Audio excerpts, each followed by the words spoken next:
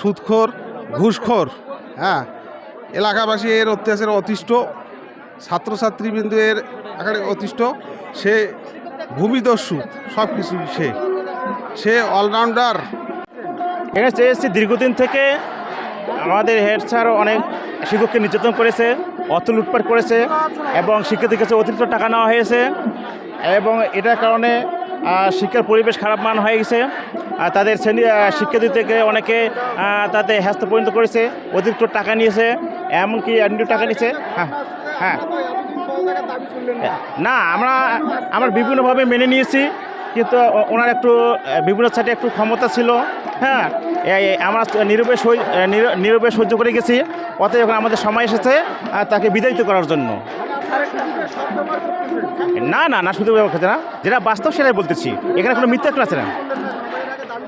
দাবি করছে কিন্তু আমাদের ফলস্বরূপ করতে পারে নাই। যেমন চুপি চুপি ওরা গোপনে বা বিভিন্ন চুপি চুপি তারা কি কমিটি গঠন করে নিয়োগ প্রদান করে, কিন্তু এই সমস্ত আমাদেরকে জানায় না এবং এটা আমরা প্রতিবাদ করার মতো প্রতিবাদ আমরা করতে পারি না। এটাই আপনাদের এই মানববন্ধনের পর হ্যাঁ হ্যাঁ আচ্ছা, তখন আমরা কঠোর আন্দোলনে চলে যাব এবং কঠোর পরিস্থিতিতে অবলম্বন করব। দাঁড়াইছি প্রধান শিক্ষক জসিমউদ্দিনের পদত্যাগ। তিনি দুর্নীতিবাজ, সুদখোর, ঘুষখোর। হ্যাঁ, এলাকাবাসী এর অত্যাচারে অতিষ্ঠ, ছাত্রছাত্রীবৃন্দ এর একেবারে অতিষ্ঠ। সে ভূমিদস্যু, সব কিছুই সে অলরাউন্ডার বলা যেতে পারে। সে কথায় কথায় বলে যে টাকা বড় চিজ, আল্লাহর চেয়ে 19 আর 20। সে নমরুতের চেয়েও সে বড় বেয়াদব। এই হেডমাস্টার আমরা পদত্যাগ চাই। দক্ষিণ জনি আব্দুল লতিফ উচ্চ বিদ্যালয়ের প্রধান শিক্ষক মোহাম্মদ জসিমউদ্দিনের পদত্যাগ করেছে, এটা অনতিবিলম্বে কার্যকর করার জন্য আমরা এখানে দাঁড়িয়েছি। জি, তার পদত্যাগ কেন চাচ্ছি এটা বলতে গেলে অনেক সময় লাগবে। তার সীমাহীন দুর্নীতি, তার অপকর্ম,